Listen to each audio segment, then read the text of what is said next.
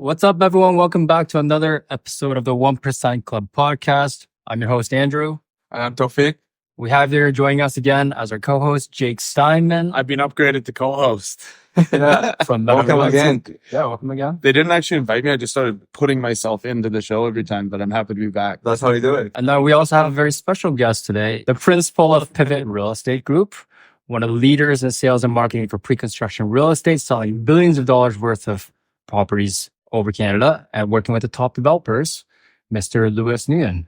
Welcome to the show. Welcome to the show. Thank you. Good to see you, man. Yeah, Thank you. so glad to have you on. Could you briefly introduce yourself to the audience in your own words? Well, Nguyen, principal of Pivot. We are a listing company for medium, large size developers. So we do about 10-20% of all pre-construction in GTA area. Been selling tons of real estate with these guys. Yeah. Can you tell us how did you get started? The day it started. Well, how far do you want to go back? How far can we go back? Yeah. Bro, I've heard the full story. It goes back quite a way. Really? Well, how about from where I came to Canada, right? Yeah. Canada, 2008, international student, Peterborough, 4 years. 2012, graduated, jobless, till 14, found a job on Kijiji. Kijiji job, $16 an hour, administrator, receptionist at one of the sites, actually not far from here. It's a park lawn and lecture. Okay. 3 days a week, part-time, and one thing lead to another. For a developer? A developer for the old company where I used to work for. Okay, nice. And moved to a head office, and every 6 months I'll do a different thing. And about 2 years ago, we opened Pivot. So that was a process of 8 years. 8 years, yeah. Wow. 8 years from on the bottom, from the reception to the company. Basically the path. Well, ever since you started Pivot Real Estate, they've been very active, like especially with something like Perfect Day last year, for example. One of the biggest sales. But yeah. No, it was Pivot Day. It was Pivot Day. Yeah, okay. Okay, so back to the Pivot Day. Well, how did Pivot Day started? So it was our 1 year anniversary. Market was slowing down. We didn't know what to do. Well, nobody really knew what to do. I think since then, it was July. It was slow market. Yes. And we're like, well, why don't we just get all of our developers to come together? So we have 24 sites. That's how many sites we had active at the time. We pulled them all into one place, and then we sent out over 1 million emails, and we got 3,000 people and 100+ deals in that day. So from that point on, we done the second one in August 27th. Every single agent in the city said no, not to do it, because who do that? Like in the last week of August, everyone's away. But we did it, another 100 deals. And from that point on, how many one-day sales have you seen? Quite a bit, right? So many. Yeah. We've never done it again, but when we do the next one, it'll be quite fun. We'll see. Well, it kind of loses its specialness if you do it too many times. That's true. Yeah, you guys are creative, always think outside the box. Who comes up with this interesting ideas? Yeah. I didn't come up with this. And you guys are making a lot of noise. Everyone obviously is copying, and that's how you guys are doing something good. Well, we all try to come up with whatever different ways we can sell. We do make sales. I think also part of it that we have stuff that's not easiest to sell. So you do need to come up with things. 100%. If you hand me a site that is like below market, I don't have to think about anything. I just sell it. But unfortunately, we do have certain things that it takes a different approach to get it sold. Not because they're a bad product, not because they are overpriced or anything. It's more they need more education and more hype, more attention, more awareness. Yeah, position maker. So Well, especially when you're in a tough market, you can't just sit around and expect what worked in an easy market to keep working. If you just sit in the sales center and do nothing all day, no one's going to be walking in the door. True, 100%. That's why marketing is very important. Companies pay billions to market. Because even I say that if you are a restaurant owner, you have the best food in the city, but no one knows about your restaurant, no one's going to eat there. So that's why marketing and awareness is very important. So now what are you guys doing now? what are we doing now? Well, The Mortgage Madness? Mortgage Madness, yes. So that's one of the programs that we're running for the month of March, where we'll be covering people's mortgages for 2 years. It's been successful. We do it on all the sites with cameras. So we've done it with 3 sites now. And this weekend, we're going to do it with all sites combined. Okay. And last weekend was very successful for us. And actually, the program in general was very successful given the task we were hand with. And I think there's not many people who doesn't know about the program in the city. And anyway, one who came in the sales office, sit down with our sales team, the conversion rate has been very, very good. Even like the presentation we did at TNT with it, we got the deal. Right? Yeah. So just to clarify, how does it work? How does it work? Basically, well, you have an option of either getting a $100,000 credit on closing, or the second option is 2 years after final closing, or from the point of final closing for 2 years, we'll cover your mortgage payments for the duration, and it works out to be around $37.50 a month for 24 months. So that would cover a 30% amortization, 4% interest mortgage on like $1 million purchase. So you buy something cheaper, 100% will cover. You buy something above $1 million, then we'll cover probably most of it. And to a lot of people, is that first 2 years of ownership is the most difficult time. Yeah. Right? If you're a first-time home buyer or you're buying for yourself, that first 2 years usually is the hardest time because you just came up all money for the down payment. You did your closing costs. Want someone to come in and take away that cash flow problem every month for 2 years. That was very resonating with a lot of buyers. And another one's the investor who's like, well, I have the cash to close, but I don't feel like being negative cash flow for a long time. And we come in, we throw you $37.50 a month. Whatever land you're still getting it, plus we top it up. So in that case, you have a positive cash flow property for 2 years. And what you do is you buy time. Like real estate is all about the timing and the resilience. Like, if you buy and flip, I mean, that market is gone. So now it's all about holding on to the property and how long does it take for you to make that money, right? So some of our condos here is closing 25, 26, or 27. If you add 2 years to it, and suddenly it's 25, 28, 2030 in terms of runway where you don't have a financial negative situation. And to come up with that extra $100,000 to close, it's the same as coming up with $20,000 extra in down payment, which a lot of people can't. Right? And whatever the extra per month costs, we are already covering it. And what you want to be is putting yourself into that next cycle of real estate. And when you ride the next wave, that's when you get the return. And short term, I mean, we're not sure what will happen, but I think it's all about that. If you hold long enough, everybody makes money at the end. Mm-hmm. True. Absolutely. Yeah. I always tell people real estate is a long-term gain. If you hold real estate long enough, you will always make money. When you flip, you don't know. You could make a lot, you could make nothing, you could lose money, but for the long run, you're good. And the Morgan Madness, it just gives you that insurance. As mentioned before, your company worked with some of the best developers. I think you mentioned Camross, who I personally bought with at Exchange District. What'd you buy? EX3. So what type of unit? Oh, I wonder. Nice. So, I bought the X3 too, so your neighbors. Can you ask them to delay it? It won't happen. Make sure you're not on the same floor as this guy. Yeah, here he comes home at like 3 a.m, wakes up the whole floor. So, I mean, Camross, for example, they're not the cheapest developers, obviously. Mm-hmm. How do you move these units? Like, you do it so easily. You have such creative ideas, sales events. Yeah. I mean, like, it's not the cheapest, but there's a reason why it's not the cheapest. Like, you look at the floor plan, and it's not the cheapest, not saying like it was $1 per square foot. It's that we are slightly larger than other buildings, right? Because of the units. And if you pull up the resale of the units, you see they trade at a higher value. Especially if you go to 99 Foxbury, like recently, which we've been looking at those listings, we've been seeing like $1,800 a foot, $1,600 a foot.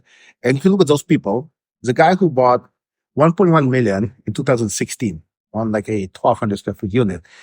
In 2016, anyone paying that kind of money, like, that $1,100 a foot or $1,000 a foot, people be like, are you crazy? Right? And you buying like a Blue Diamond, which was a very difficult project to sell at the time. But then because of the view, but see, it overlooks a cemetery. Everyone give a what the hell, why you buy it? Like, it's not easy to sell it. So, I mean, at the time, it took them a lot of time to sell it. But now we see the guy who flipped it or sold it for $2.3 million. So he made a profit of like basically over $1 million in a matter of like 8 years or 6 years, whatever the timing is. I don't think anybody else who bought a condo at $700 a foot sold it for like $1,400 a foot later. Right? No. So it is a matter of buying the products that will actually trade at a premium in the future. Right? So, and what it takes there is a floor plan. It's a feel. Once the product is built, it's not about $1 per square foot anymore. Right? It's about how you feel when you walk into the room. A lot of people don't realize that a lot of floor plans in the market now, like you have like a 6 foot like space between the kitchen and the wall. So you cannot put anything in there. Yeah. You cannot put like a 2 feet table in there. So you can. So all that space, that's just circulation. That's it. It's just a hallway. You go into living space, you start seeing living space at 7 foot, 6 foot. Like they're just two exist house. Two exist house, that's your living space. People don't realize on paper it's just for your paper because everything proportional is squeezed. But in the future, you have to walk those units. And at the time, let's say you're buying for yourself, would you like, okay, this unit is 700,000, has a 6-foot living, has a 6-foot around the kitchen, and the one next door, it's 900,000, but it's proper. You can actually live in it. Yeah. At the time when you're looking for yourself, you're like, oh, yeah, I'll pay extra $1,000 a month, but then I'll be in a place I can actually live. Especially when, like, say, it's not just one person, it's 2 person with a kid, and then suddenly now the whole thing's changed, right? It's not about the dollar per square foot anymore, right? It's not about like, and then the building itself and all that coming together. So that is why, like, yes, it was more challenging to sell, but did the buyer make a better return in the future? They did. Yeah, They did. I would agree with that. You're Mhm. buying quality versus something that's not useful. And Toronto hasn't seen a lot of those units. A lot of the units that's been designed are very questionable when it comes to delivery. So with a developer like Canvas, for example, they didn't go for that approach, even though it was much easier. I even suggested, man, can we make it smaller? Can you add this? Can you add a bar? Yeah, It's like, no. They cut it. They said no. They stick to their kind of core, which same with our other developers. Even with Southport, the exact same thing. If you see, we did not go for any micro units. Every dimension in certain rooms, there's a minimum requirement. Like we'd rather not add in the bathroom if it butcher the floor plan. Also with like Madison Group, like all of our clients is they look after the end product as well, not just to get it done. Make my job easier. I ask for it. And now, like, the more and more I see on resales, the more and more like we start getting closer to delivering, the more I see is at a very, very valid point that even like people don't realize how small certain things are. Right? Yeah. No, everything on those floor plans is shrunk Mhm. to make it look like it fits. I know proportionally it looks okay on paper. In real life, when they walk into it and, once it's done, it's going to be like, what the hell happened? Yeah. Well, you see some of these plans, they have 8-foot bedrooms. Like walk into an 8-foot bedroom. It's Yeah. a closet. I do see that. Yeah. 7 by 8. Yeah. 4-foot dens. I mean, like this tile is 3 foot like that. Yeah. So where's your den? It's Exactly. It's useless space at that point. Mhm. It just exists to exist. It's not a real den. We can't do it anymore. I can do anything. So yeah, that's what's happening with the market. I mean, I think in certain locations that is still, I'm not saying acceptable, but that's what it is. Certain location where the dollar per square foot is way, way too high, that should become purely affordability situation. Well, do understand it, but that's a minimum requirement that you need to meet in order to make the space livable, even like just purely livable. And I think that's what we'll see in the future.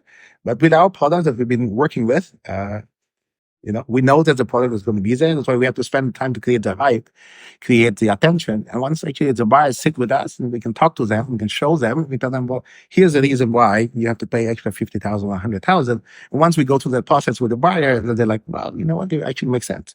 Yes, I do see there's a condo for $100,000 less, but they don't have this, they don't have that, they don't have that. And at the end, then it is actually a lot of people. It's very surprising how they make decisions on real estate. You work your whole life, you save your whole money, like bit by bit. Then you make a decision in like 10 seconds. Otherwise, why did you work for the last 20 years for that? Nobody like shop properly. Nobody sit down proper. Nobody sit.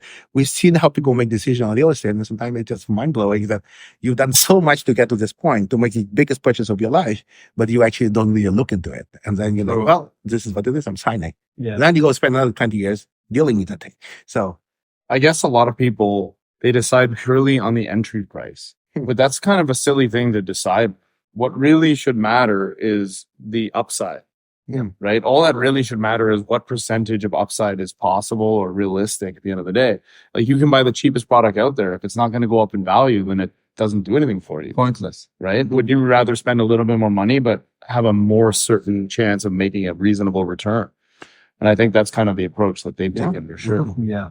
Up until delivery today, every single thing that's built, kind of similar product to what we're selling right now. It just recently has been every single 6 months you see a smaller thing, a smaller thing, right? So to a certain point where I'm like, okay, like this is something like, you need to watch out for. Yeah. What do you guys think is going to happen in the future? Because as you're saying, like units are just getting smaller and smaller, and I still work with buyers, tenants. When you go see them, most of these people are saying, no, like this is too small. Even the fridge is too small in a 2+ den condo. So do people have to adapt, or That's always been a concern of mine when I see these larger 2+ dens and 3 beds that have 8-foot kitchens. I feel like once you get above a 1+ den or a 2-bedroom, you need to have at least a 10-foot kitchen with a decent sized set of appliances. Yeah. It's crazy. Like I get it in a bachelor or a 1-bedroom, but to put these little 18-inch appliances in a 3-bed condo, it's crazy? it's kind of nuts when you think Mhm. about it. But it's just become acceptable because most builders, most product is just commodity. It's not about anyone actually living there. It's being treated like a stock where it's assumed to all be the same. But I think Lewis is right that people actually do have to live in these things at the end of the day. Yeah, Yeah. exactly.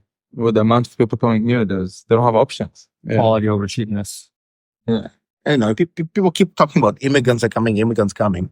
They come into Canada, they have a certain expectation. They come here to get the bigger size. I did not come from Hong Kong into here so that I can live smaller than Hong Kong. Yeah. Yeah. Like that is like something that, like people come here for the size. Like they come here because the American dream, whatever the North American dream is, the people with houses and backyards. And now like you're coming here and all you get is the studio. Yeah. Right? Yeah. So it's almost like it is, well, I think that's the future we all have to live with. But the other thing is one thing, like Toronto is still the top city in the world. Like it is going through a cycle. And I think like at the end of the day, the also is a long-term game. Anyone who buy today, they need to think about like the long-term game. They need to think about like, closing, wait it out. And then Yeah. everybody wins at the end. Everybody wins at the end. It's just the guy who couldn't hold on to it is the guy that's losing. He shouldn't have bought in the first place. Yeah. The guy who buys 3 of them on 5% down and thinking he can flip all 3, and you're just gambling. And you're no different than going to casino, right? And real estate is not that type of product where you can trade that way. How do developers reps make money? By commission? It's a different kind of commission. No salary? No. Oh. Some companies offer salary. Some salary, yeah, some not. Yeah, but pretty much. But the thing is, you do what? When you guarantee the whole building as your listing, then Yeah. eventually it gets sold. Now sometimes you get a lucky one, sometimes you don't get as lucky. But at the same time, if you're a sales guy, then you have to genius the sales. So I'll ask a question. I remember about 3 or 4 months ago, you did a seminar. You were talking about the difference between resale versus pre-construction. If someone buys pre-construction now, will they actually save money, even though the price might look high? Can you walk us through this breakdown? Yeah. So what we have seen a lot in the pre-con market today is there's a lot of good deals out there. A lot of good deals there when the net price you're looking at is not much far from resale. And then sometimes you have the 3 years runway, 4 years, 5 years, 6 years in some case even. And the difference in the price is not so much. But then people are like, well, I can find a better deal on the resale. I can find a better deal on assignment. Like, okay, fine. If the resale unit is 900,000 and a pre-con unit is $1 million, I mean, the difference is 100,000. But people don't factor in that you have to close today. Right? First you need to find 20%, and you need to find the closing cost. Then you need to close. Then let's say on the $800,000 mortgage or $720, whatever, you're in for about $50,000 in interest per year. Like 800,000 times, like say 5%, like that's 40. So give or take $40,000 or $50,000 in interest cost, plus the maintenance, plus the property taxes, right? So in for $50,000, $60,000 a year. And let's say over the course of 5 years, that's $300,000. That's going to waste. That's going completely to waste. So even if you buy a condo, say for whatever $1 million, it goes up to 1.2, 1.3 million, but you've been paying all that interest away. And if you were to buy a pre-con, then none of that would happen. Right? Obviously, you rent it out, you get certain amount back, or like you live in it instead of you renting, you save that money. But let's say you have an opportunity sometimes. That's because you were living with parents, and I really want to move out on my own. I want to make a place on my own. I'm going to buy it. Now I'm better off like staying at home. That's it. Like it's the same way for another 2-3 years. How big was that of the deal? You try to buy the biggest purchase of your life. You can afford to wait another 2 years, 3 years, 4 years, living at where exactly your current situation is. Then going to somewhere and thinking that you're building equity, thinking that you're actually getting something, but in reality, all you're doing is you're paying interest rate and expenses. Right? Back then, when the rates were like, 1.9, 2.5, whatever, you're actually building a good amount of equity. But I look at my mortgage statement, like beginning of the year, I was 500,000, end of the year, it's like 530,000. You're renting from the bank. Yeah. Yes. So there's not much equity building in that case. So then because the appreciation, it's also not there in the short term. So everything just going out as expense. So now when I put my money in pre-con, first I only have to put a portion of it. Let's say I have $200,000 on in my bank right now, I put in 50,000, 5-10% down, jack out. Because the other money is making money, like on insurance and GICs, on like stock investment, on other means of investment. Yeah. Or just keep it to yourself. Yeah. Right. And that's how it is. And same thing, for you to build wealth, for you to build a portfolio, or for you to get into real estate, like it's okay. You have to reduce that cost. Like, you have the money you put in, you live in with friends, family, whoever, to save your cost. And that's how you build up the equity for yourself and the down payment for yourself. And then that is in comparison between the resale and pre-construction, is people don't factor the cost of resale on an ongoing basis. So, it's not exact math, like, $300,000 is completely out of weight because you rent it, you do this. But like, once you lay it out, you'll see, like, okay, there are ways to recoup that money, or there are ways to deal with that same amount of money by doing certain adjustments. And pre-con is one of those. And even then, if I pay for a unit today, I'll be paying $5,000 per month, but I can rent the same unit for $2,500. Sure. Yeah. I think it's the same story as buying in different buildings on price point versus expected upside. It's just not looking at the overall picture. You're looking at one variable, which is price, but it's not factoring in all the other associated costs and income opportunities that come with it. And when you factor those in, like what Louis just said, it's not exactly a cut and dry situation. It's going to completely depend on the differential between the two.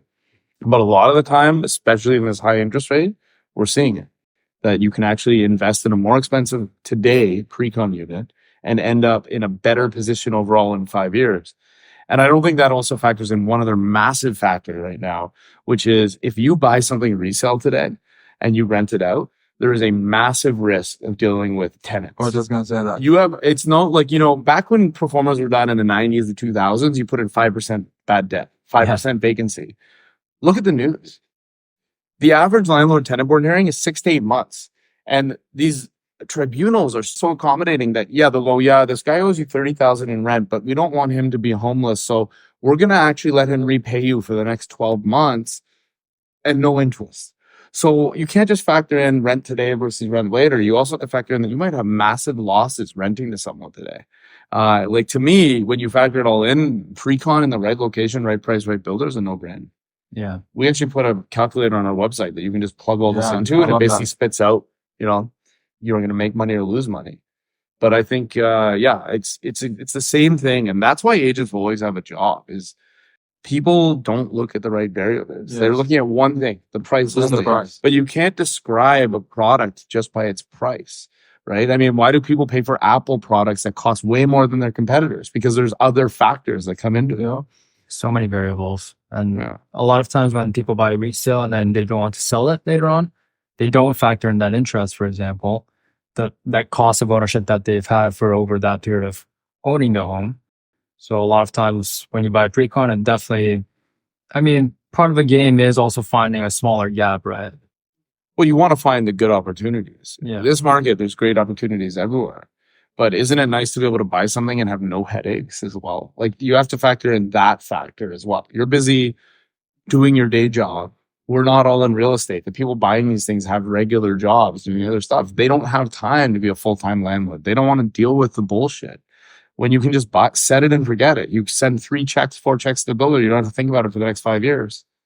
It's more hands off. Yeah. And we're not saying like one is better than the other. It's more like what the conversation that we see come up with.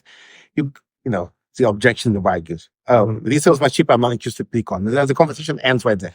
All I'm asking is that people need to sit down and have the conversation with you. Well, let's go through the pros and cons. And maybe that person's situation is more suited for resale. I don't know. 100%. But just like not as a realtor, as an agent, you can't accept the answer from a buyer and like, I'm not interested in pre-con. Well, define why you're not interested in pre-con. What are you getting from a resale? What does the guy say? Purely I just don't have money or whatever. Right. Then that's one thing. But like the other things, people actually have the money. You see them buying things, and next thing you turn around, they end up buying a pre-con unit with another agent or whatever, or 6 months down the road because they have the conversation with themselves, like whatever time later when you were there and you were ready to give the conversation with them. So having that deep down conversation with people. One thing I would remind people, like, you're making the biggest purchase of your life. Can you spend half an hour? That's not as true. Right? Why are you cutting off the conversation at like the first 20 seconds when you obviously registered, you obviously inquired. Like, why can't we have a conversation about it? If anything, we may take something away from it. Like, but 100%. it is the biggest purchase of their life. It is, and it surprises me how fast or how quick they turn down opportunities or how quick they sign on the dotted line. I think you hit it on the head. There's no single right answer for what you should buy or invest in. If you talk to most people, they want a diversified portfolio of a bunch of different stuff, but you can't even say that price is a single factor. You have to look at every single factor together, and every person's scenario is totally different. Mm-hmm. But I think it's just a lot of people discount things incorrectly because they're only looking at price, and that's kind of silly. Like you spend all this time, as Lewis says, you spend potentially 10, 15 years saving up to buy something, and then you're going to decide on 1 out of 30 variables to make a decision. That's crazy. But that's why it's important for buyers to work with the right agent. Right? Because not every agent is going to give them this education and this. 9 out of 10 agents won't even talk to them about this stuff. 9 out of 10 agents don't know this stuff. Well, I could tell you an example, right? My favorite thing is to go through our database of buyers or leads or people who are interested in buying real estate, and just looking at the people who are marked as not interested by agents and not interested price, not interested this, not interested that. And I call them and just have chats, 10, 15-minute calls with these people. Do you know how many of them actually are interested? Yeah. And they just didn't understand properly what is going on. They just say, oh, it's expensive. They don't realize it's not closing till this date, or they're getting these rebates, or they're getting that. Our job is to solve problems and educate. It's not to sell people shit. And that's what we get billed for. Right. So if you're not willing to actually educate someone and help them, like I never pressure anyone to buy something they shouldn't buy. I try to educate them so they can make an intelligent decision. A lot of the time, pre-con can be that decision. It's not for everyone, but it can be for sure. Yeah. I was going to ask you, so we work with buyers. Buyers are our clients, but for you, clients are builders. So from our end, we're saying that resale is picking up, pre-construction is also picking up, but not as fast as resale. So from your end, what are you seeing with builders? Are they holding off? Are they launching? I mean, they're all watching the market. The thing with the resale, we can launch, you can go individual client, buy individual units. Like when it comes with us, we pretty much wholesalers, right? Like we open the plot, we open the building, have 600 units to sell. So we need to look at the absorption. We need to look at the thing. Can we open up and sell? Maybe we can sell, but we need to sell enough of a number. So that's why we're holding off to wait for the better time, and which the time will come. And that's why working with reputable builders is very important, because the builders who've been around for a long time, they can wait and they can pick the right moment. They've seen way worse markets before. They've seen all different kinds before. Like we're sitting in the office with State Building Group here. Been over 60 years in here. Those guys have seen everything. I was not even born. So they've seen it all. They can survive all of it. They know what to do. They having seen like best piece of the land in the city of Toronto. Those guys can afford it, and then they know when to enter the market or hold the market. But then certain people who are not as well, financially equipped like them, that it's hard for them. For us, yes, we start seeing signs of resale. We start seeing signs of low rise coming back on pre-con side as well. Correct. And then a developer like for example State, they have Forest Hill, which is a low rise wing. So that is very active right now. They go. Well, the next will be like high rise. So everything comes resale, low rise, resale, high rise, then, pre-con low rise, pre-con high rise, all cycle. Like it's all that cycle, like one recover, then the resale become too expensive and people start looking to pre-con, the condo, houses become expensive, people start looking to condo, and then you start the cycle again. So that's why even with us, with Pyramid, why it's, in a way, it's very good for us compared to a lot of other companies, is we do half low rise and half high rise. Mm-hmm. So if we do both sides of business, so we can always catch that side. So that's why also we have much wider cast of agents, because we're working with low rise agent, high rise agents. We like in the downtown core, we're in the 905, we're outside the 905. So that's why we always have the market that is performing well, and that's where we'll lean towards too. And we have enough clients with that diversified portfolio. If you look at Madison Group, their reach is everywhere, right? Low rise, high rise, Waterloo region, into the city of Toronto, outside into the Durham region, into all the other different regions at the same time. So as a developer, they can adjust to any market, right? And also they can adjust to time as well, because they're very financed, that they can take the time, and they will come out at the right time, and they will do what. Yeah, like you said, you do work with a lot of developers and a couple of different product types, like low rise and high rise. For the next year or so, like what's your product pipeline looking like?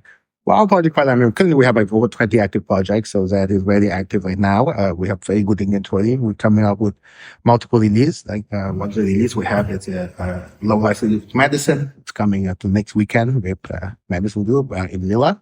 So we have a townhomes coming out there, 1.2 millions. I think it's very affordable. Freehold townhome. Midland Lawrence. Yeah, Midland Lawrence. So that we expect to do very well. Then subsequently, we have another townhome project a week after that, Lambton, so City of Toronto, and near Lambton Golf Course, back-to-back townhomes. We have Low Rise with Clay Haven, $3 million product. We did very well before the new year.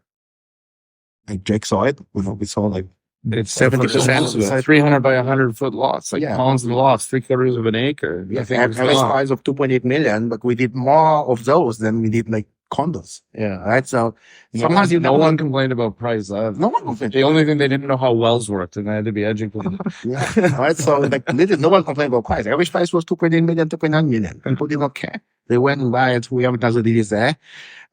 We're coming to Nouveau. We did very well on the weekend. We have 80% sold of whatever we released. So we have one actually one. Nice. Yeah, so That was in Oakville? Oakville, they did very well. Then so we're coming back to Oakville with back-to-back towns and townhomes with Crystal Home and Fernbrook in at the end of the month. There's also so far a bunch of low-rise. We're coming to Hamilton with a high-rise building, which is very quickly. So we'll give details very soon. But amazing price, probably one of the best price you're going to see in the whole region. We expect that to do very well. That's just the immediate pipeline. In overall, we have like over 30 projects we're working on. We just signed up with a lot of new clients. Our pipeline, it's 5,000 to 7,000 units a year. We're good to go. Well, I guess the market is here. The market is here or not, but we're piling up. We have sales office completed at multiples of the sites. They're just good enough. They're sitting there. We can turn the project on within 1 to 2 weeks. So, it's more like they are big projects in master plan communities. We don't want to rush them to the market. We want to do it when the time is right. But when we go out, as you have seen, when we pivot is we always sell. And we don't go out to launch a project and be 10% sold. We want to launch and then get successful, and we want to get agents excited, buyers excited. In the meantime, we'll launch smaller projects, smaller releases, and then see what happens. 100%. Also, what's happening in Southport? We're at the building right behind us. It's happening. It's under construction. I mean, it's about to start construction. So we have all the permits. We have everything. We're good to go. Shovel ready. Reason why we didn't start right away yet. But, feedback from our buyers. Take your time. Take your time. So, okay, we'll take our time. We want to sync it with the second building construction. Because that's the reason why we didn't go for it right away. Right? And I think all the buyers were very happy with it. That's another thing. It's a developer like this that can afford to do those things. Yeah. Other guys, if they have the sales we have, which is rushing, we're good to go underground like today. Yeah. Not too late, like last year. So we have all the financial obligation, everything's met. We can dig it. Very good. But the feedback is like, well, it takes a little bit more time. It's good. It's not a blame our investors. That's all. We wanted to time it with the second building construction. So they all come up at the same time. We can do the single building by itself. We can do it and then we can connect the second one in. But it's not the most efficient construction way. So that's the reason why you see 2028 closing. So when do you think we're going to launch the second tower here? It's the market that tell me. Market that tell us. Right? Yeah, they're not ever rushed to sell it. Well, look, we would love to sell it. Yeah. We would love to sell it, but we got to have that market. We can launch it tomorrow, but it's not going to help anybody. So we're cleaning up the current results. That's why we have these amazing incentives. But people don't realize that all these incentives right now are actually very, very good until things change. Like it go from this to this very quickly. Very quickly. Very quickly. And then they should have. One of the stories that you ask your parents, ask anybody. One topic you ask them about the real estate. The only thing they're going to tell them, I should have. I could. Of course. Every single question. That's true. Every single, no matter which part of the world they are, no matter where we came from. Like, I wish I bought that. I wish I held that. I wish I didn't sell it. Yeah. Coulda. Right? Right? Yeah, but I'm not talking about I should have bought Bitcoin. I should have bought this. That conversation is one thing. I should bought Tesla stocks, whatever. No. But the real estate, that's what consistent. But every single person, like I said, I don't know, my mom would have no idea about what about Bitcoin or anything. But I should have bought that house in 1989. Yeah, that's what she would tell me, 100%. Right? So obviously, that's always good investment if you can have a time machine. Real estate is so risk adverse over the long run. Even in bad markets, it never goes to zero. Mm-hmm. You buy a stock, it can go to zero. Yeah. You buy any other type of investment, you buy a business, a restaurant, whatever, it can go to zero. Even in the worst markets, real estate still holds some value. And in most markets over time, it goes up, right? Yeah. Like look at people who had houses in the early 90s and stuff, and they sold it because it went from 300,000 to 400,000 and thought they ran away like crazy profit. And now that same house is $2, $3, $4 million. Okay. So look at that house in this neighborhood, right? Now, some of those people bought it for 300, 400,000. Now, I'm sure there was a time when interest rate was so bad and the market was so bad that a lot of them liquidated. Yeah. They're like, let me go to cash. Let me go to this. Yeah. And then let me put in stock. Okay, fine. A lot of people say they can put in stock and they put in things. Maybe that would perform very well. The thing is, nobody has patience to hold the stock for 30 years and without touching it. Yeah. Nobody can. They could say it, but none of them can sit on it. The moment it doubles in price, they get itchy. They diverse, and then they do something with it. They do something with it. Gotta pull out the profit. Pull this, pull that, do this. Well, because you have to trade. That's what your trader going to tell you so they can make the commission. So you got to do things with it. So you can compare. If I held the stock for 30 years, I mean, show how many people you know hold the same damn thing for 30 years. Yeah. And here's the other thing with real estate. You can still pull that equity out to buy more. It's very hard to pull equity out of stock to buy more. If you own one house, you pull out the equity, you get your second house, and it just snowballs from there. So I think that's a great, mention is I should have. Yeah, should have. That's great. I should have. And that comparison, people compare it to all the other things. I'm like, well, you don't treat them the same way. You can sit in your house, you live in it, or you can rent it out, or you can don't touch it. How many people will you know that hold the property for 10, 20 years? A lot. How many people you know will hold exact same thing for 10, 20 years on stock? Not many. Not many. Well, that's why it's not the same comparison. People look at the chart of, like, I don't know, people tell me, like, here's the Apple chart. I mean, if you was that patient, you guys, you hold it for 30 years. And when it double, triple, hold that. and hold it, I'm not going to flip, I'm not going to flip. Then we have the same conversation. Don't compare the two. They're not the same. Everyone cashes out when it doubles. Yeah. Because why? Because you can hold it. So you mentioned some new developers, new projects that you're going to be partnering with. I saw recently a trailer with Emblem. Mm-hmm. Yeah. So we're having something very exciting coming with Emblem, which you've seen what they have done recently with our lower downtown, which they sold very, very well. A lot of people probably didn't believe in it, but this time we'll come up with something different. They want to keep the supplies for everybody, but whatever they come out with, whatever we come out with together with Emblem, it's going to be shocking. It's going to be to sell. The goal is to sell. The goal is to do volume. We're not coming out to do a small number. So whatever that is, we'll be prepared for it. It's going to be one of those opportunity of lifetime. That's how. When is it coming? Yeah. Sometime in April. April. Pretty soon. Very soon. So you're going to start seeing stuff in the next 72 hours. Yes. Okay. Yeah. So I want to get your opinion about markets outside GTA or Southern Ontario. Because now there's a lot of hype on Alberta, especially Calgary, Edmonton. So what do you think about investing there, or like even for yourself? Have you guys thought of selling projects there, working with? Yeah, I mean, Calgary market is very booming. I think a lot of people made very good money on it, especially the people who bought the last few years. In today's market, I think you have to identify the right opportunity. I think there's still a lot of potential with Calgary, Alberta market. There's a good income over there. It's like, population is not as dense. So obviously it's a lot of opportunity. I'm not very invested in the point. It's a part of it. I'm currently studying it and, I would love to do something there one day, but definitely there's a lot of potential. But at the same thing, if you don't go do proper due diligence, like a lot of people, what I found is they buy there, none of them have ever been there. Yeah. That's one thing. When you go, one thing is you put $30,000 down payment. There's still the rest of $400,000 remaining behind it. You got to go there. You got to figure what you buy. Mm-hmm. I think the biggest risk I see in the Alberta market, exactly what Lewis said, people are not familiar with the market at all. I mean, you could already say that, pre-construction in Toronto is already kind of like a crazy deregulated market. Alberta's the Wild West, literally. There's so much variety in what the product is.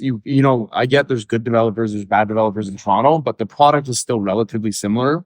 When you go into Alberta, you're getting the difference between a $200,000 and a $400,000 condo. On paper, it might look the same, but one of them is a wood frame building with outdoor parking, outdoor hallways. The other one is a proper concrete formed building with indoor hallways, underground parking.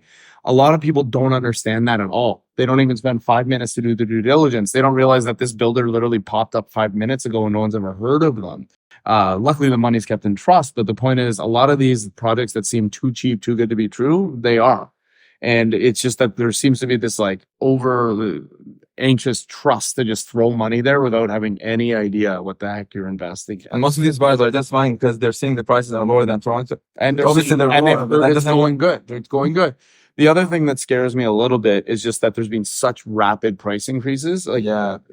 anything that goes up too fast Yeah. has to, reverse to the mean eventually. And the thing is, you don't want to be, I'm not saying there's not value in Calgary. I definitely believe there is, but things can't go up 25% a year forever. Yeah. They have to go up at a normal pace that makes sense. And you don't want to be the guy that buys after 3 years and 25 years and 25% in a row. Right. So I think you have to be very careful and you need to work with the right builders in the right locations. But Lewis hit it on the head. Like, how are you investing somewhere without at least knowing anything about it? Yeah. It's like an intersection, like, I don't know, Young and Eglinton, like, Dundas Square Garden, like, I don't know, like Leaside, like Entertainment District, like, those are familiar terms to you. Yeah. And in your neighborhood right now in Calgary, do you know it? Do you know what's around it? Do you know what's good about it? Do you know how that compared to the other neighborhood? But then, like, oh, it's $200,000, let's go. I mean, well, yeah, that is what people don't realize. I felt the stamp is pretty good. To me, it's going back to the same idea. People looking at price, not looking at Yeah. all the variables Focus. together, right? You have to look at everything together. You can buy back in the 2008 crisis, you could buy a house in Detroit for $1. People weren't buying them for a reason, right? You can't just buy something on price. You have to know what the heck you're talking about. Yeah. Value. 200 grand is still a lot of cash to lose if you buy the wrong thing. Of course. Yeah. I think people are just desensitized, like especially the GTA buyers, because prices are so much higher here versus Calgary, but they don't realize the value. They only get seduced by the price. But that's a scary thing, right? When there's mania rushing into a market without actual due diligence, just because it seems cheap, that's a recipe for a fucking disaster. As Warren Buffett always says, that's his famous quote. Be fearful when others are greedy. That one. Like the point, I do believe Alberta has a lot of value and upside. Yeah. I just think it's like any investment. You can't just gamble without having knowledge. You have to know what you're 100%. talking about. There's good areas in Calgary, there's good builders in Calgary, and there's potentially huge upsides. But you can't just pick something because it's cheap.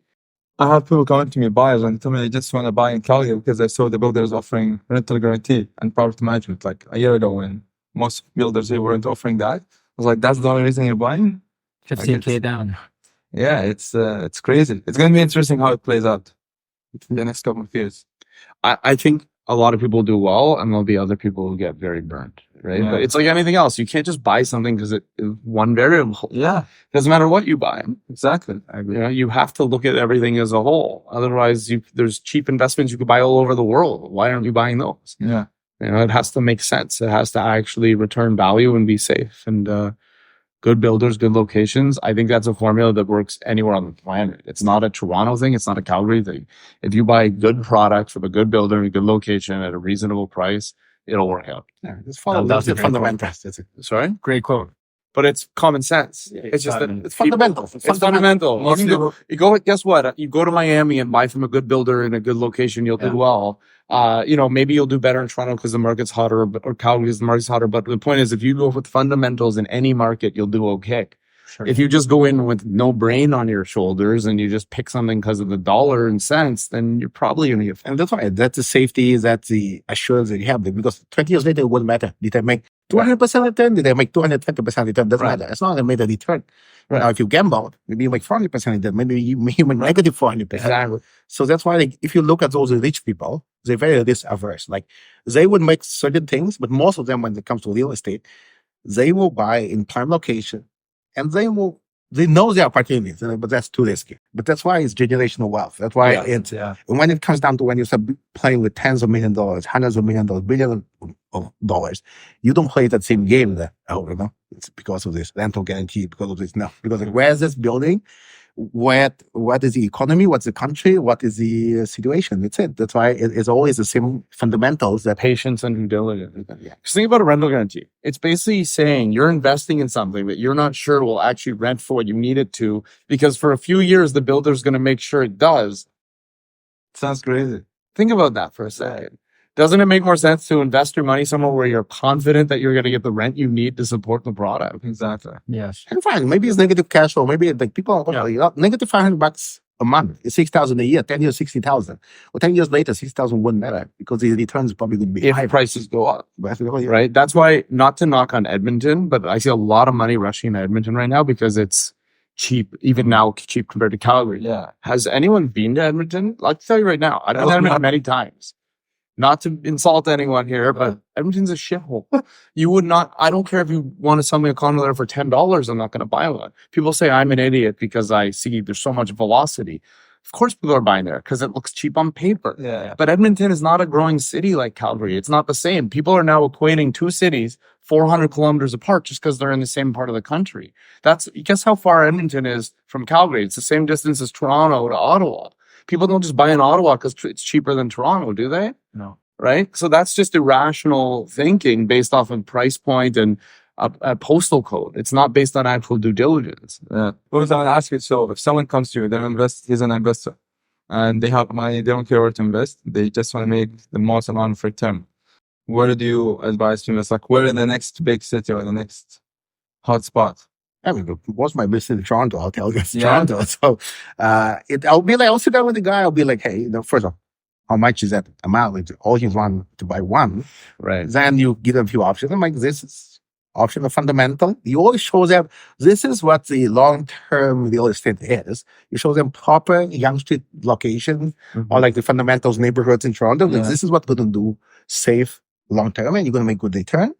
This is a bit more adventurous stuff. And there's another thing, somewhere in Edmonton that a lot of people are going there. This is another option as well. Like you have to present the option. Risk tolerance versus potential return. People will make their decision, right? Yeah. I mean, like in GTA, where's the next big city? Is it Hamilton? Is it? It's hard to say, like, it boom everywhere. Like, I can't even tell you, hey, like, and the thing is, like, any of the others saying, this is the best. Because you know nothing. Nobody knows where's the best. Even the developers are buying it, the government guys are doing it, us doing it. I have no clue where's the best. I think it doesn't matter where you buy in the Golden Horseshoe. Yeah. It matters if you're paying a relatively higher low price compared to that local market. Mm. Because the whole Golden Horseshoe kind of rises and falls together. Obviously, there's some local fluctuation, but pretty much prices go up and down across the whole GTA together. It's whether the individual property you're buying makes sense relative to what's next door. That's what's most important. People seem to pick neighborhoods they're familiar with, right? They want to be in Hyde Park area because they're from Hyde Park, or they want to be in Pickering because they're from Pickering, or whatever. The market's going to go up and down together. Is that product makes sense compared to the other options in that location? Mm. I don't think you can say one area of the city is the next big thing, you know? I think it's a job of the owner is more like eliminate what not to buy. Yeah. And then present them, this is the one you should consider. Not like, this is the best opportunity of town. Like, well, sometimes you did. We're going to say you have an exclusive offer. Mm. Sometimes, we work with Meta and they come up with something crazy that obviously undercutting the market and office is better than things. That is something you can do. I think here's a great opportunity that I just saw. But your main job is probably it's to eliminate the bad places, meaning like, well, this thing is too good to be true, in my opinion. Well, this thing is way too overpriced, in my opinion. These 3-4 things are reasonable, they're good investment, they're good purchases, they checked out, developer check out, location check out, quality product checks out, track record checks out. This is something you need to consider. Between these three options, let's pick one. That's it. So you just as long as you make a sale, buy them between the three. Well, maybe this is what he's comfortable with. This is what he's close with. Like, your job is to get the sale. Him is to make the best decision for himself. You eliminate the risk for him. You eliminate the bad product for him. And I would say And odds this is- are you narrow down to 2 or 3 that are probably very similar in overall concept, that 10 years from now, when you look at them, the upside on any of those 3 is going to be It's within a- a couple percent. Yeah. Right? Because there's no magic here and no one can predict the future. So if you have 3 buildings in 3 similar locations that all offer a similar package with a similar quality and everything else, then 10 years from now, they're going to be the same or Yeah. close, right? Do you feel like luxury? Yeah, this thing in Yorkville. Do you feel like Transit? Well, I have this thing at, Yeah. I don't know, VMC. Like, one is not better than the other, but that you eliminated like the bad one that is like, well, Overpriced, shady builders. shady building. Yeah. Especially with developers, yeah. Because like now we're seeing some projects getting cancelled. Mhm. So you want to be careful. Well, we only focus, on anything that's reputable right now. Yeah. Because there's already enough risk in today's market. Why add risk that you can actually control? The one thing we can control is working with builders that have a proven track record. Exactly. Like, why add that risk factor? Especially if something's too cheap, because everyone is in the same constraints. At the end of the day, there's no builder that can magically build it cheaper than anyone else. They use the same 3 unions and the same 3 trades for everything. The only factor that they have is how accurate they can model the costs. I mean, tell me if I'm wrong. You're on the listing side. How accurate they model the costs and what they paid for the land. Everything else is the same. And then, some developers like, like State or whatever, like their portfolio like spent so far, and then it's like contracts because they've been in long term, everything. They have very different. The new guys on the block will not get the same access to suppliers, to materials, to a lot of things. So that's why reputable developers, it just allows them to do certain things. Like, I don't know, BMW, Mercedes, they can do things that like a new car manufacturer cannot do, right? They have the production line is different way. They have different things. I mean, like a big developers like Matemi, where they can do certain prices. They're high volume producers. They have different numbers. Yeah, Matami is a machine. They'll build a building at cost just to keep the machine moving because it costs them more money to stop the machine. Yeah. Right. So they have systems and people in place already that's producing whatever. Yeah, you must producing. That's what They have thousands of people that they can't have sitting idle. Right. It must be hard for new builders to get into this. Well, how many new builders you see being successful? Like, not many. Not Not many. many. It's one of the most complicated and expensive things to get into. I mean, overseas builders you see being successful in Canada. Not many. Conversing with you guys has made me firmer in my belief that we have to stick with the fundamentals, have to stick with what we know for investment, which is, housing is a fundamental need. Everyone needs a roof over their heads. Something we like to ask our guests kind of at the end of the show is like, what's your vision for the next 5 years? Like whether it's personal or like business wise. Well, in terms of real estate, I think, stick to the fundamentals in terms of our profession. I think, it's the strongest will survive. There's no secret in our job. It's, go out there delivering the best service, in my case, is to the developer client. In your guys' case, it's the best service to your client with purchasing. We've seen a lot of agents are not surviving in this market. We've seen a lot of, developers not surviving in this market. Yeah. So it is a fundamental. There's no secret in the hard work, no secret in the being the most knowledgeable, being the one that go out there and plan the work and get it done. And for the next 5 years, we'll look back, the ones that have been doing that, we're going to be doing just fine. The one that blaming, the one looking for shortcuts, that's going to be tough. So, but the 5 years, next 5 years, the 5 years of grind, that's how I see it. Yeah, there's still money to be made, though. I mean, it is what it is. You don't think AI will replace Sorry? AI? No, absolutely not. I think there's been AI will replace a lot of types of jobs, Yeah. but it's not going to replace this, at least not yet. I'm sure it will. I don't think it'll be over the next 5 years because how often do you go to some website where you need support and immediately a chatbot pops up? And what's the very first thing you type in? Human support. Oh, can I help you? I can give you this. I give you that. Oh, shut the fuck up. Where's the phone? I did the hot Right? I did the hot- Because it's not good enough yet. Until it is indistinguishable from the human, it will not replace the human. 10 years ago or 20 years ago, we're all too young, but all the agents at the time, the internet is going to replace realtors. Realtors are a business. We're still here, right? 10 years ago, we launched Condo Now. We're going to sell directly online bidding system, blah, blah, blah. Realtors are still here now. When people spend 5, 6, 7, 800,000, 2 million, $3 million, they already probably have that information in front of them. It's on 40 different websites. They still want someone to hold their hand and explain it to them face to face. If you were at our training the other day with Akshay, people want face to face interaction. They want to feel like they're making the right decision. Until AI is in like you can't even tell the difference. Until the robot looks like a person and you don't know. Until we're in Minority Report or whatever the movie is, iRobot, we're nowhere near there, right? People still want to speak to another human and look them in the eyes and feel that they're making a good choice. So I don't think that AI is going to replace anything anytime soon. I don't think these robots will be able to handle these buyers. If anything, AI or whatever, robots would do just fine in 2021, actually, when we didn't have to sell. Or more likely, the AI is going to turn into Skynet and kill us. And we're not going to sell any more real estate. That's the more likely outcome. But I think Louis said it's the fundamentals. Look, nothing. I say, like going back to 100 years ago, nothing has changed in selling real estate other than instead of fax machines, we have email, and instead of landlines, we have cell phones. It's still about talking to buyers, understanding what they truly want, and presenting them with the options that meet that need. At the end of the day, you're not going to convince someone to buy something that doesn't meet their need. Right. You're just going to show them the options that actually meet their need and sell. And with the market last year still was at 65, 70% of the volume of the best years. It wasn't at zero. So if you weren't doing any transactions, that's your fault. You should be doing 70% of your volume that you did in your best years, not 0%, right? So yeah, the agents that were just riding the easy market, they're going to be gone. It's still one of the most important purchases of people's life. Yeah, they're not when you talk to Robert. The thing is like, yes, see, closing, for example, like you buy stuff online, yeah, that's okay. You don't go to a store anymore, that's okay. But because it's $100 item, Yeah. that's why it's okay. When it's your lifetime saving, it's not okay. Right. Yeah. You can go on Amazon and buy something and return it. You can't return a house. In 30 days. Right? You can't return a house. You don't just go to Penguin Pickup and drop the house back off. You want to make sure it feels right. Why do sales centers still exist? People said sales centers wouldn't exist after COVID. People want to come in, They're and back. touch and feel. People want to. There is nothing in this sales center that we're in right now that you cannot get from the online portal, Right. other than the scale model. But the scale model, there's renderings that look more realistic and have a background than the scale model. Why do people come to the sales center? They want to touch and feel. They want to see it's real. They want to see the site. They want to see the scale model. It just gives a level of comfort. Like some of this stuff is not even rational if you really logically thought about it, but it just makes people feel okay to spend 20 years of effort that they built and saved up to buy. So yeah, I'm not worried about AI anytime soon. Worry about sales, so let's get it done. Yeah. Thank you. Amazing. You want to have any closing remarks? No, anything else you guys want to add? I think it was a great session. I think we Buy missed a some lot of more. stuff. Yeah.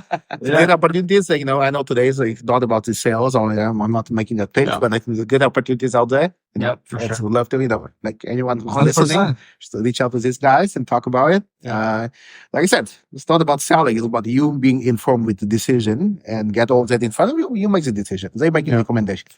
Yeah. 100%. Yeah. Yes. Thank you guys for watching. We'll see you on the next one.